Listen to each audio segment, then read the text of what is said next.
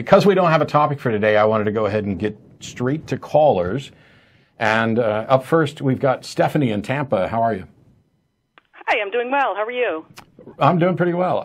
I noticed that there's a question here, and I will, of course, get to your question and let you ask whatever you wanted or talk about that. But there's one thing that I wanted to get out of the way first for clarity, because it seems that you and I perhaps got off on the wrong foot. Yes, I think so. and I think we can turn that around. I woke up to some tweets, a barrage of tweets, one might say, being directed at me. And one of them was, you claimed that you were writing a rebuttal to something I'd said at my blog, except I don't have a blog. And Right. You said it was a wiki. Then I realized that you were talking about Iron Chariots. And then I pointed out that the things that you were replying to weren't necessarily things that I had written at Iron Chariots, because I know you didn't want to take credit for them. I don't blame you.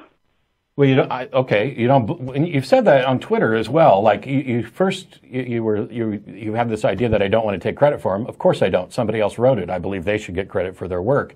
But you portrayed this as me disassociating myself or denouncing the wiki, and that's not true. That was just me clarifying that you're basically announcing that you're rebutting me when in fact you're rebutting somebody else.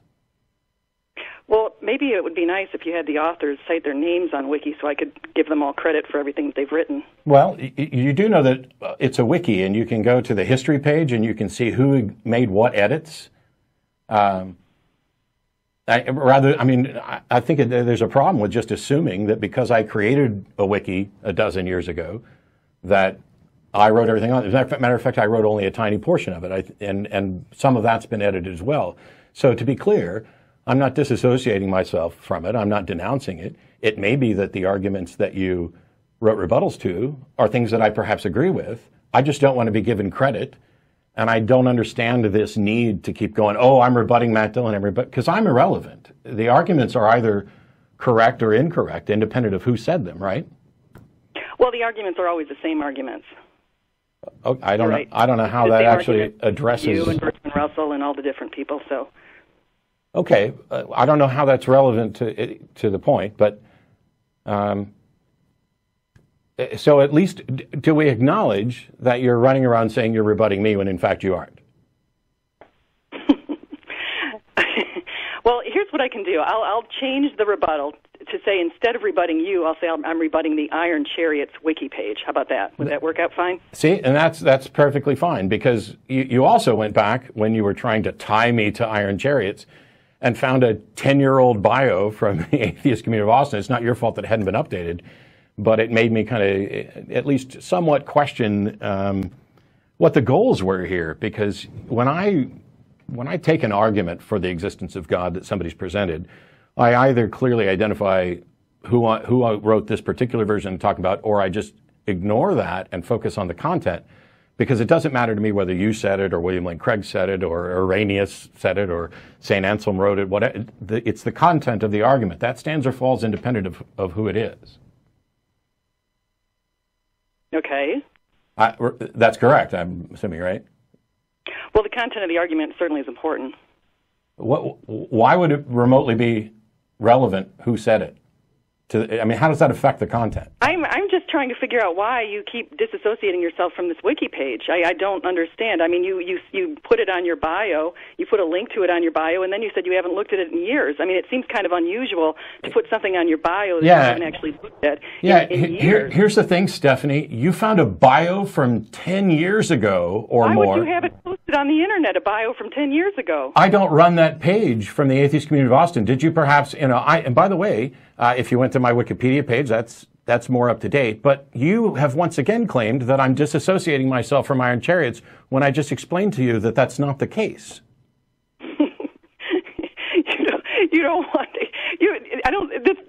This is very amusing to me, because you basically have a link, an old bio with an old link. Apparently, you haven't looked at it in 10 years. Some website that I give credit to these other authors on Wiki. I have no problem doing that. I'll find all the other authors and find all the other links. You do realize, Stephanie, that even 10 years ago, when that bio was new, that it didn't in any way suggest that I wrote everything at Iron Chariots, right? You do understand what a wiki is.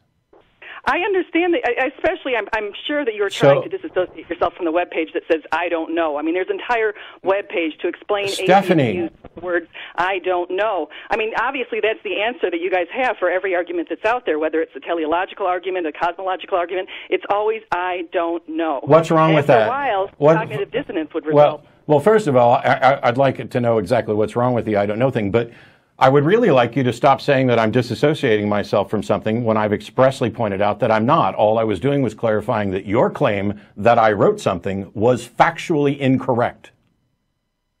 I do not know whether or not I agree or disagree with the content that you're rebutting. I don't know if perhaps I think it's a great argument or a mediocre argument. We're not in, I haven't even looked at this stuff, and yet you're claiming that I'm disassociating, and all I'm doing is saying, you claimed I wrote something, I'm pointing out I didn't. Okay, fair enough. Okay. So what was it you wanted to talk about? Well, I just want to thank you first for bringing me on the show. I know that we did get off on the wrong foot, and there's been some tweets that have gone back and forth that weren't in the friendliest tone. It's in some ways. So I do want to thank you for having me on the show, and I have a number of atheist friends on Twitter, and that's actually how I found out about your show. And so they have been recommending that I get on the show, I think because they want to watch me get pummeled by you. So I'll just put it up there that that's what they're hoping to watch. They've all got popcorn out now and they're listening and hoping that I get a good pummeling. So we have that coming. Well, we'll see what we do. It's not always so big thing is that my goal here is to actually talk about the arguments, talk about what people believe, why they believe it, and then point out why I do or don't agree. There are people who view some of that as a pummeling. There are people who feel that, you're just... So one of the biggest, most common complaints that I get is, why do you only let the ridiculous people call in? And when I get that in email, I'm like, okay, well then why don't you call in? Or why don't you have your pastor call in? Or why don't you recommend your favorite, apologist call in? Because I'm not picking who calls in. Anybody can dial the phone number and theists get priority. So... But there was an issue or a question that you had or something you wanted to address? Yeah, I just wanted to talk about early Christians.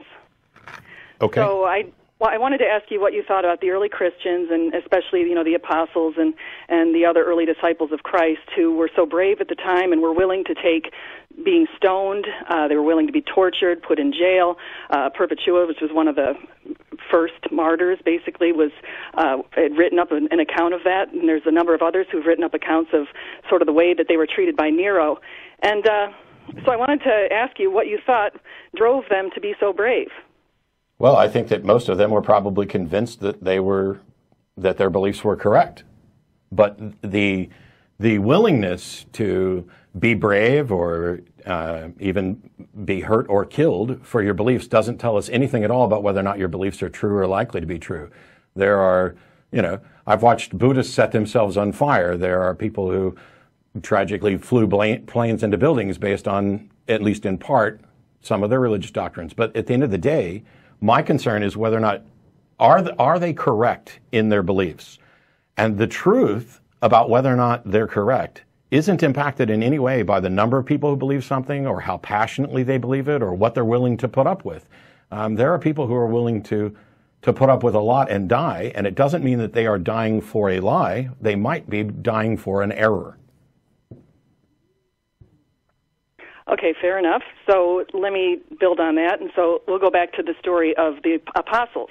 And if you take a look at the apostles, initially Peter had denied Jesus 3 times. The apostles were in hiding. And if they had not seen Jesus, they wouldn't have come out of hiding. There have been many traditions, and there have also been documents of the apostles and others, early Christians such as Stephen, dying gory deaths.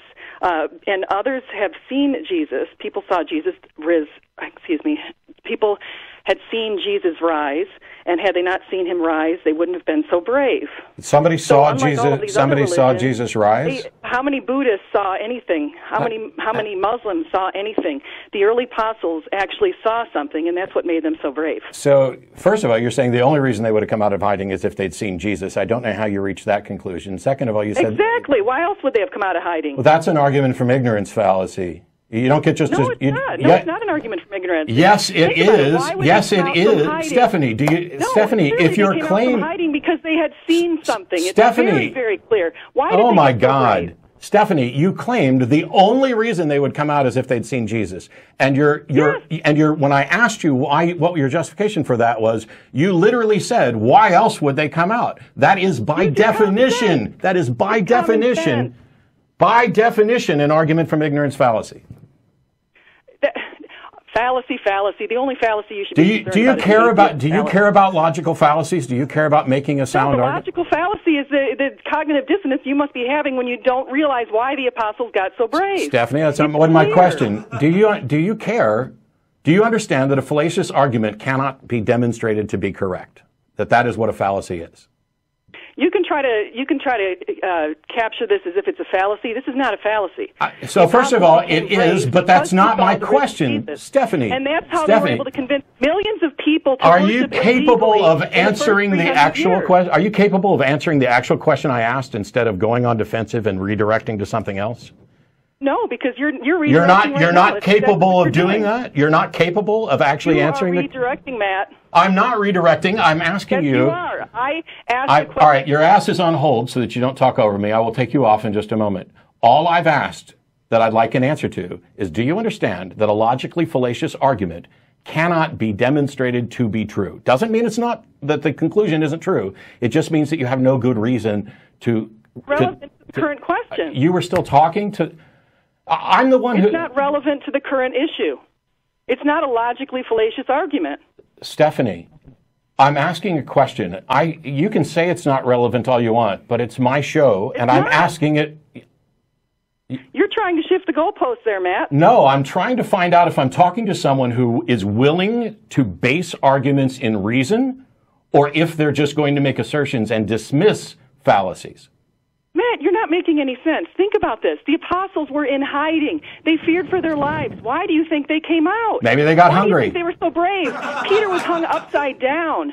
Why do you think Paul was so brave? I already explained, on the road Stephanie. To Damascus, he would not have been so brave, and he wouldn't have written any 6 of the New Testament books. How do you know any of this? I already explained that I'm fine with the idea that they were sincerely convinced they were correct.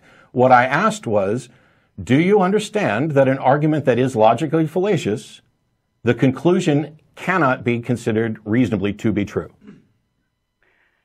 You're trying to wrap my If you don't answer my question, I swear I will hang up on you because you are wasting time. Of course I'm wasting time. Not anymore, you're not. Not anymore. This is one of the common questions that I get when I'm traveling around and people talk about, how do you engage with believers? What do you do when someone refuses to accept reason as a foundation? That's what you do. You set aside the entire topic of discussion because Jesus is irrelevant to logic.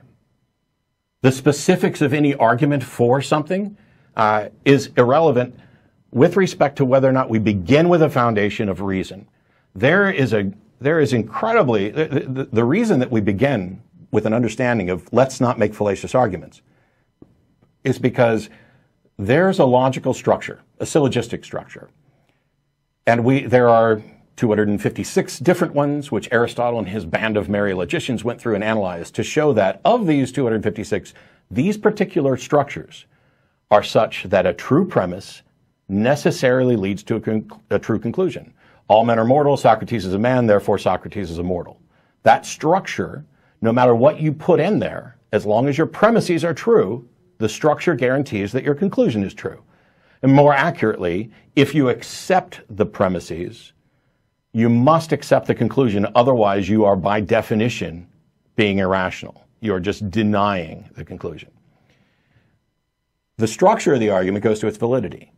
The content of the argument goes to whether or not it's sound. And so you could have an argument that is valid in structure, but if you plug in a premise that isn't true, then you have no reason to think that your conclusion is true. Okay? And so if your premise is the only reason, or your conclusion is the only reason they would come out of hiding was because they saw the risen Jesus, in a discussion about why they did certain things, you're not even making an argument, you're just making an assertion. And when I try to point this out and you say, well, what other reason could there be? That is by definition a fallacy. That is, hey, the butler did it. Well, what evidence do you have that the butler did it? Well, who else could have done it? That is the fallacy that Stephanie's engaged in. And my only reason for addressing that was so that we could actually talk about the content that we perhaps disagree on. But Stephanie begins with this idea of there were these people who believed and they were willing to die for their beliefs, and the only thing that would make them come out of hiding was if they actually saw the risen Jesus. That is a bald assertion that you have no evidence. Well, it's common sense. Well, it's common sense to you, but that's because you don't understand the importance of avoiding fallacious reasoning. Your common sense is flawed. You have been duped into thinking things are reasonable when they're not. Reasonableness is demonstrated, not asserted. But let's say that these apostles believed these things, and then they also believed that they saw the risen Jesus and this brought them out of hiding. Does that tell us that they actually did see a risen Jesus, or just that they were convinced of it? Or, and this is the damning thing that we didn't get to, how do you know, as John was asking, any of that happened? You have a book that claims it happened. You have stories of translations of stories that were written by people who had an intent and a goal of convincing you of the truth of this. So I might say, to use one of Stephanie's favorite arguments, that aspects of this story were intentionally constructed to make it appear more convincing and weren't actually tied to the truth of the events. Oh, the apostles were in hiding and they came out. That's exactly what you'd write if you wanted to convince somebody. Now, it's an awful argument. It's just as bad as hers, because now I'm claiming that I have an explanation. The truth is, I don't know, which I know just frustrates Stephanie to no end. Oh, the Iron Chariots Wikipedia has an entry on I don't know as an answer. Yeah, do you know why it's there? I haven't even read it. But I'm guessing that it's there because I don't know is entirely frustrating to theists. They arrogantly presume that not only should they know, but that in fact they do know, and that they've come to the right answer and they can't be fooled. And it's really frustrating when skeptics, when they're asked, hey, what explanation do you have for this? And we say, I don't know. I don't even have the facts. What you've shown me is a book. You haven't shown me the corroboration to show that this actually happened. This goes back to the debate that I did 2 weeks ago, and after this we'll get to another caller, on the resurrection of Jesus. My opponent presented 2 lines of evidence to defend his position that Jesus rose from the dead. The first line of evidence was a bunch of arguments that the supernatural is real. All of his claims were flawed. They were bald assertions that you couldn't demonstrate, and you cannot conclude that the supernatural is real just because somebody thinks they saw a ghost. Similarly, you cannot conclude that Jesus rose from the dead just because somebody thinks they saw it, or worse, somebody writes a story that somebody thinks they saw it. His second line of evidence was, hey, there's historical evidence that Jesus rose from the dead. Well, that's the only part of his opening that was remotely relevant. And you know what that consisted of? Nothing. No physical evidence, no independent corroboration. The entirety of it was Paul believed and other people believed Paul. And therefore we should consider this reasonable. It is a fallacy parade with theists, particularly with evangelical Christians, who are absolutely cocksure that they have the one and only right answer, so much that when you challenge them on why they believe it, their answer is inevitably, well, what else could it be? Well, congratulations. You've now removed yourself from reasoned discourse on this. There is no scientific discipline, there is no historical discipline that would ever occur where you would walk in and give your paper to say, I think that the best explanation is this, and when somebody says, what evidence do you have for that? You say, what else could it be? You get nowhere that way. And the fact that you don't recognize this is part and parcel of the foundation of why you wanted to mock on Twitter. Oh, all you atheists, you just keep saying, I don't know, I don't know. All the arguments are the same that come from Bertrand Russell, etc. First of all, I'm not presenting arguments that God doesn't exist. I'm exposing flaws in the arguments that God does exist. Your failure to meet your burden of proof, your utter reliance on argument from ignorance fallacies, your incredible, almost impossibly difficult the difficult time you have with saying, I don't know, when that may in fact be the correct answer, those three things combined serve as the foundation of your religious beliefs. And the proof is, if you had evidence and you cared about logical argument, when I asked you that, you would have said, of course I care about logical arguments. Of course I understand why fallacious arguments shouldn't be presented. And yes, as a matter of fact, I do have evidence. But you don't. And your brain put you in defensive mode, and you made a fool of yourself. Sometimes I don't know is the only honest answer. How do you know that? I'm sorry, I was channeling Cy for just a second. Yeah. It's, you know, it's not a virtue to claim you know something that you don't have any good reason to know. And I don't know is sometimes the best answer you can hope for, and that's not a bad thing. Yeah. It's ridiculous, this idea that I don't know is somehow a weaker position than I do know, when you can't support it. So, for her to mock that is just, it's posturing. Yeah, it's along those lines. What I'd really like to do is to take all those people from Africa that you're referencing who believe that the voodoo priests have black magic that can actually affect things, and have all of them call Stephanie and tell her their stories, so that when she gets done explaining to them how they cannot reasonably reach that conclusion, she might come to understand how she cannot reasonably come to reach the conclusion she's reached. But